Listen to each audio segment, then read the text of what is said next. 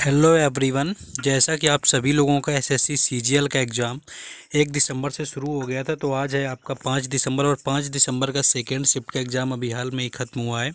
तो जो भी क्वेश्चंस हमें मिल पाए जीके जीएस और करंट अफेयर्स के, उन सभी क्वेश्चंस का यहाँ पर हम एनालिसिस करवाने वाले हैं।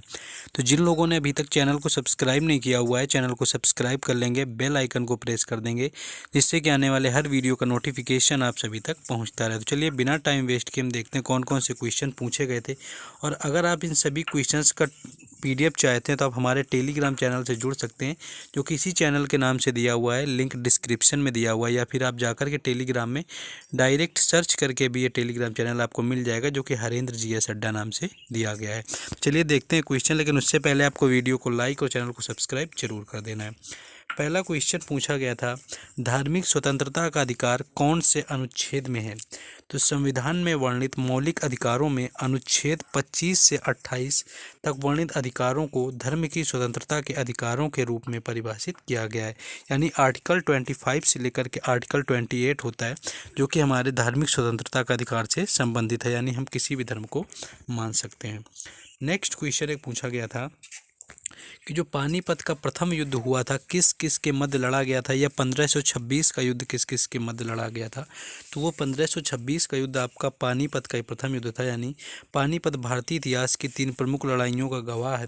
पानीपत की पहली लड़ाई आपकी 21 अप्रैल 1526 को दिल्ली के सुल्तान इब्राहिम लोधी और बाबर के बीच लड़ा गया था। बाबर की सेना ने इब्राहिम के 1 लाख से अधिक सैनिकों को हराया था। तो ये बाबर और इब्राहिम लोधी के बीच में हुआ था 1526 का पानीपत का प्रथम युद्ध, जिसमें बाबर विजयी हुआ था। नेक्स्ट क्वेश्चन एक कुछ इस तरह से पूछा गया था कि ईस्ट इंडिया कंपनी में 1600 ईस्वी में कौन सा राजा था? या यहाँ पर एग्जैक्ट ये क्वेश्चन नहीं मिल पाया, तो जिनका एग्जाम था वो बताएंगे कि क्वेश्चन क्या पूछा गया था। अगर ये पूछा गया था कि इस समय भारत का शासक कौन था, तो इस समय भारत में मुगल शासक अकबर का शासनकाल था। यानी जब ईस्ट इंडिया कंपनी 1600 में आई थी, तो यहाँ पर आपका मुगल शासक अकबर का शासनकाल चल रहा था। और ईस्ट इंडिया कंपनी में 1600 की बात करें, तो ब्रिटेन की अगर हम बात करें, तो जो वहाँ की महारानी एलिजाबेथ प्रथम है वो वहाँ की रानी थी। तो इंग्लैंड की महारानी एलिजाबेथ प्रथम थी, और भारत के शासक मुगल शासक जो थे उस समय अकबर का राज था। तो इस तरह से जो भी क्वेश्चन पूछा गया हो। नेक्स्ट क्वेश्चन एक आपका इस शिफ्ट में अभी तक बुक और ऑथर से बहुत कम ही क्वेश्चन आ रहे थे, तो इसमें पूछ लिया गया है कि इम्परफेक्ट किसकी आत्मकथा का नाम? अगर इम्परफेक्ट की बात करें, तो पूर्व भारतीय कप्तान दिलीप वेसेंगर ने दक्षिण मुंबई प्रांत में संजय मांजरेकर की आत्मकथा इम्परफेक्ट का पदार्पण किया। तो संजय मांजरेकर यहाँ पर राइट आंसर हो जाएगा। यानी संजय मांजरेकर की आत्मकथा का नाम इम्परफेक्ट है, जो कि आपके कप्तान रहे हैं। तो संजय मांजरेकर यहाँ पर राइट आंसर। तो ये आपका बायोग्राफी से क्वेश्चन पूछा गया था। एक क्वेश्चन ये इसकी भी एग्जैक्ट नहीं मिल पाया, तो आंसर इसका नहीं लगाया हुआ है कि 2000 में किस नृत्यकार को पद्म विभूषण दिया गया था? तो 2000 में पद्म विभूषण से सम्मानित होने वाला कौन सा नृत्यकार था? यही कुछ क्वेश्चन था या डिफरेंस था, ये क्वेश्चन आपको कमेंट करके बताना है। नेक्स्ट क्वेश्चन देखेंगे हम लोग। नेक्स्ट क्वेश्चन पूछा गया था आपका, एक लोक नगर फेस्टिवल या लोक रंग आपका फेस्टिवल पूछा गया था। यहाँ पर एग्जैक्ट नहीं होगा, लोक नगर फेस्टिवल अगर आपका पूछा गया था, या फिर आपका लोक रंग फेस्टिवल पूछा गया होगा, जो कि मध्य प्रदेश आदिवासी लोक कला अकादमी के द्वारा मनाया जाता है। तो लोक जो आपका रंग फेस्टिवल है, यहाँ पर अगर पूछा गया था कि किस राज्य से संबंधित है, तो मध्य प्रदेश यहाँ पर राइट आंसर हो जाएगा। नेक्स्ट क्वेश्चन देखेंगे।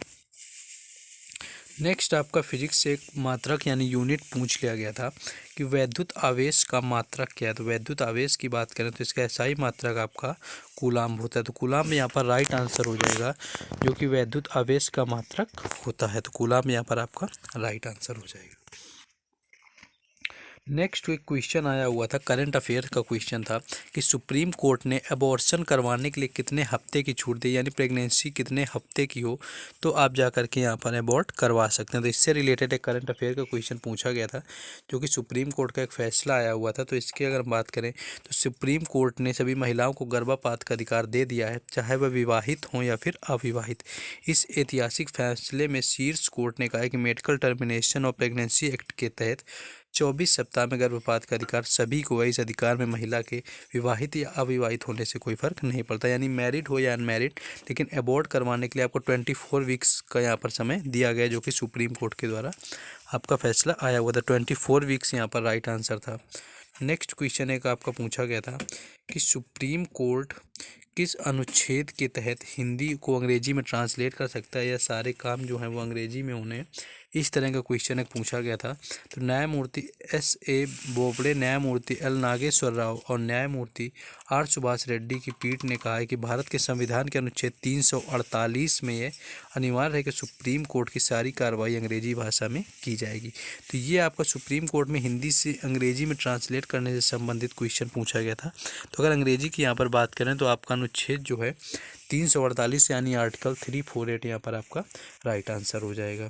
नेक्स्ट आपका क्वेश्चन रथकार से रिलेटेड एक दो पूछे गए थे, जिसमें कि एक क्वेश्चन आपका ये आया हुआ था, शायद केलू चरण महापात्रा आपका पूछा गया था कि केलू चरण महापात्रा किस नृत्य से संबंधित है। तो केलू चरण महापात्रा की बात करें तो ओडिशा का पुनर्विस्तार किया ओडिसी प्रांत की एक शास्त्रीय नृत्य शैली केलू महाचरण महापात्रा भारत सरकार द्वारा कला के क्षेत्र में पद्म विभूषण से सम्मानित हो चुके हैं और ये उड़ीसा के हैं। तो अगर इनके नृत्य शैली की बात की जाए तो ओडिसी नृत्य से संबंध है केलू चरण महापात्रा को। तो अगर केलू चरण महापात्रा आपका पूछा गया था तो आपका यहाँ पर राइट आंसर ओडिसी हो जाएगा। और एक आपका मर्सी का इंग्लिश में सैनोनिम पूछा गया था।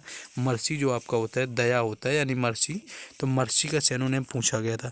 तो ये कुछ थे आज के शिफ्ट के एनालिसिस। अगर आपका आज एग्जाम था सेकेंड शिफ्ट में 5 दिसंबर में तो और भी क्वेश्चन कमेंट बॉक्स में बताएंगे। और इंग्लिश का जैसा मर्सी का सैनोनिम पूछा गया था, 2 एक्टिव पैसिव पूछे गए थे, 2 नरेशन आया हुआ था, 2 आपके पैरा जंबल भी दिए हुए थे। इस तरह कुछ इंग्लिश का लेवल आए, काफ़ी सिंपल रही है। तो जिन लोगों ने अभी तक वीडियो को लाइक नहीं किया तो वीडियो को लाइक कर दें, चैनल को सब्सक्राइब कर दें और PDF लेने के लिए हमारे टेलीग्राम चैनल से ज़रूर जुड़ जाएं। चलिए मिलेंगे थर्ड शिफ्ट के एनालिसिस में। जय हिंद।